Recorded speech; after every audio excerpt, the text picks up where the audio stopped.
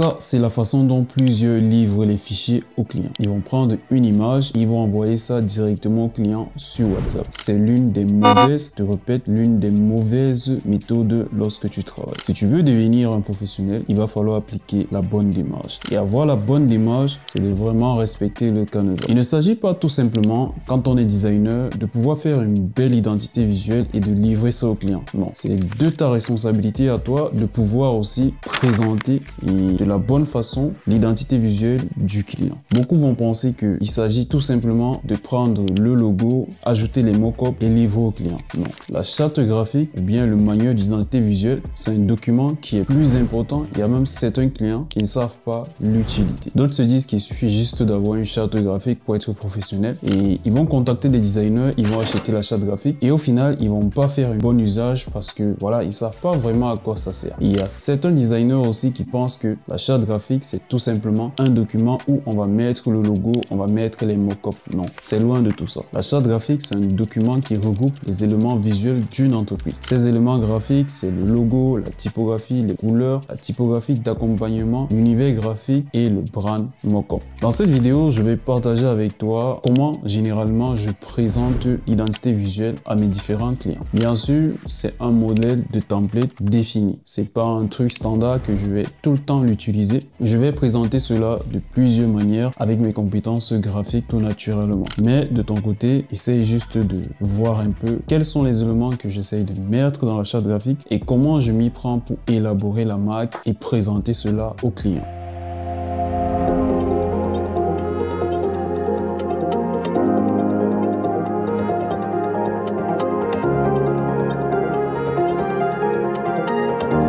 L'expression d'une passion. Comme je te disais, pour mieux t'expliquer, j'ai réalisé un logo fictif dans l'identité visuelle d'une marque qui s'appelle Bluemont. Ok, donc généralement, la première page, je vais tout simplement rappeler déjà c'est quoi, c'est la charte graphique, manuel d'identité visuelle. Je vais mettre le nom de la marque, je vais mettre la direction artistique, Dimitri Djorian. Si j'ai travaillé seul sur ce projet, aussi bien j'ai travaillé avec d'autres personnes, je vais insérer le nom là. Bien si je suis une agence, je vais mettre le nom de l'agence et je vais mettre la date de réalisation. Ensuite, la deuxième page, je vais mettre le contexte de la marque. On a l'introduction, le logo, les couleurs, la typographie et l'univers graphique ainsi que l'application de la marque. Ce document regroupe tout simplement l'ensemble des éléments importants qu'il y a dans notre manuel d'identité visuelle. Ça permet au client peut-être de switcher et d'aller directement à la 10e page pour voir la construction du logo. Donc peut-être plus tard, ce sera aussi important de faire des liens cliquables qui mènent directement à la 10e page. Mais bon, on reste sur un modèle de charte graphique basique. Ok, donc on a l'ensemble des éléments ici. Et là, on a l'introduction. Bon, je rappelle toujours que j'ai un pied de page, que j'ai mis ça automatiquement sur InDesign. Bon, sur InDesign, il y a une façon de mettre des pieds de page, ce qui fait que c'est plus trop nécessaire de pouvoir manuellement ajouter à chaque moment les pieds de page. C'est une méthode assez fastidieuse, donc il est important de pouvoir utiliser InDesign quand vous réalisez ce type de charte graphique où c'est plus de 40, plus de 30 pages. Ok, donc on a l'introduction ici. Et là, par la suite, je vais mettre l'histoire à propos de la marque. Donc, à propos, je vais mettre ce que l'entreprise fait ici et je vais mettre l'histoire de la marque. Bien sûr, ça, ce sont des informations que le client doit vous fournir. Et par la suite, je vais mettre le public cible, le public de la marque. C'est également, ce sont des informations que le client vous communique avant que vous ne commenciez à travailler sur la charte graphique. Ok, ici, je vais mettre la voix de la marque, les tons. Si c'est formel, informel, non corporate, inspirant, attentionné et ambitieux. Ok, donc maintenant je viens sur le logo. Donc je vais déjà parler du logotype pour présenter le logotype, pour montrer voilà la taille, les gabarits, comment présenter le logo.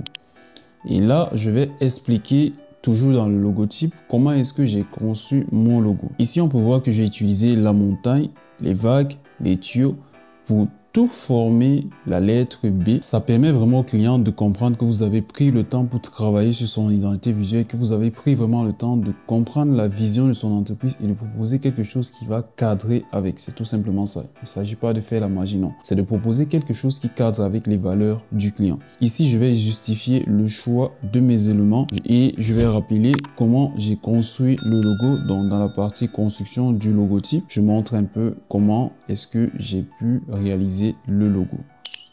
Là, j'essaie un peu de projeter l'icône pour que le client puisse un peu voir où est-ce que je suis allé chercher l'inspiration.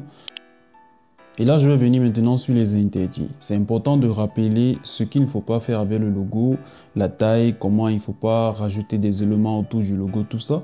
Je t'ai mis le lien du template InDesign en commentaire. Donc, si c'est quelque chose qui t'intéresse, tu vas juste aller, tu cliques et tu check, tu pourras avoir le modèle de template avec les mêmes textes. Donc, de ton côté, tu vas peut-être t'inspirer, remplacer, essayer juste de rester ou bien de suivre tout simplement le canevas de ce que j'ai réalisé. Je tiens à préciser que c'est pas la méthodologie qu'il faut absolument suivre ou bien qu'il faut absolument appliquer. Non, on travaille tous de la même façon peut-être, mais le canevas est différent. Donc chacun sa façon à lui de bien définir ses éléments. Donc là, ça c'est juste un processus pour moi de réalisation. Après maintenant, je vais parler des couleurs. Je vais déjà dans un premier temps présenter les couleurs qui ont été utilisées sur le logo, qui sont un peu différents des couleurs secondaires. Parce que les couleurs secondaires ici, ce sont les couleurs qui vont accompagner la marque dans la réalisation des supports de communication ou bien dans la réalisation du site web. Ce sont ces différentes couleurs qui vont être utilisées. Ok? Donc là, je peux déjà essayer de montrer, de visualiser, de projeter la marque également sur une affiche publicitaire que je vais tout simplement présenter et la typographie également. Donc là, la typographie, premièrement, je vais rappeler la typographie que j'ai utilisée pour pouvoir réaliser le logo. C'est important parce qu'on ne sait jamais. Ce document, plus tard, on peut perdre tous les assets du logo. Mais grâce à ce document, un designer qui est professionnel peut venir reconstruire le logo comme si c'était lui qui avait pensé de base. Donc, c'est aussi important de pouvoir rajouter une typographie d'accompagnement qui est bien différente de la typographie du logo. La typographie du logo reste à part. Maintenant, il y a une typographie d'accompagnement qui sera utilisée sur tous les supports de l'entreprise, que ce soit sur le web ou bien en imprimerie. C'est important de définir cette typographie-là. Bien sûr, on peut utiliser une ou deux typographies, mais il est toujours important de bien structurer ça. Privilégier les typographies de famille, parce qu'avec les typographies de famille, on peut utiliser une seule typographie qui fera le taf, qui fera un bon taf. Et on peut également définir une typographie secondaire dans le but où on va avoir un contenu divergent. Ok? Donc, on va maintenant passer à l'univers graphique. Dans l'univers graphique, c'est déjà important de définir les motifs graphiques. Ce sont des motifs, des patterns en anglais qui permettent tout simplement de pouvoir rappeler la marque. On va l'utiliser généralement sur des backgrounds pour tout simplement fidéliser, rappeler les symboles forts de la marque, tout simplement. Donc, d'autres l'ont, d'autres ne l'ont pas. Il y a des entreprises qui créent même des motifs qui se dissocient complètement de la forme du logo. Donc, ça ne veut pas forcément dire que ça doit être un élément qui s'attache au logo. C'est soit on utilise un élément qui s'attache à un logo, ou bien soit on utilise un élément qui s'attache à la marque en elle-même. Ok? Donc, l'iconographie ici, qui est aussi important. Bon, ça, c'est une partie qu'on néglige beaucoup parce que la réalisation des icônes, ça prend du temps. Et aujourd'hui, tu as des plateformes où tu peux télécharger des packs d'icônes qui répondent parfaitement à ta niche ou bien au profil de ton client. Ok? Donc, il faut également définir la photographie. La photographie, c'est de tout simplement permettre au client de voir un peu comment ou bien quels sont les types d'images qu'il pourra utiliser pour son projet. Ça ne sert à rien, par exemple, pour une marque comme Bluemont, d'utiliser la photographie d'une jeune femme qui est sexy, qui est en train de se mettre du rouge à lèvres. Donc, c'est également des informations que c'est important à mettre dans une charte graphique et d'envoyer ça au client pour qu'il puisse rester vraiment dans le mood de son univers graphique. Ok? L'application de la marque. Alors, dans l'application de la marque ici, on a déjà en première partie la papeterie. Dans le papier en tête, c'est de tout simplement montrer au client comment est-ce qu'il peut utiliser son logo et ses informations. Donc ici, vous voyez que je rappelle les motifs, je mets les motifs en arrière-plan, je mets le logo et ici également, donc là c'est la chemise. Ici également, je vais mettre le logo, je vais toujours rappeler le logo. Donc là, c'est la forme du logo. Je rappelle, ce sont des éléments graphiques qu'il faut toujours rappeler. Ok. Et je vais également prendre un mock-up pour que le client puisse se projeter. Et là également la carte de visite et je vais toujours projeter les mock-ups. C'est pour ça que l'utilisation des mock-ups, c'est vraiment important. Ça permet au client de vraiment se projeter plus tard. Et les batchs aussi. Donc ça également, ce sont des outils personnels. Je permets au client de vraiment se projeter. Voilà. Et une fois que j'ai terminé avec ça, je vais passer maintenant au brand mockup.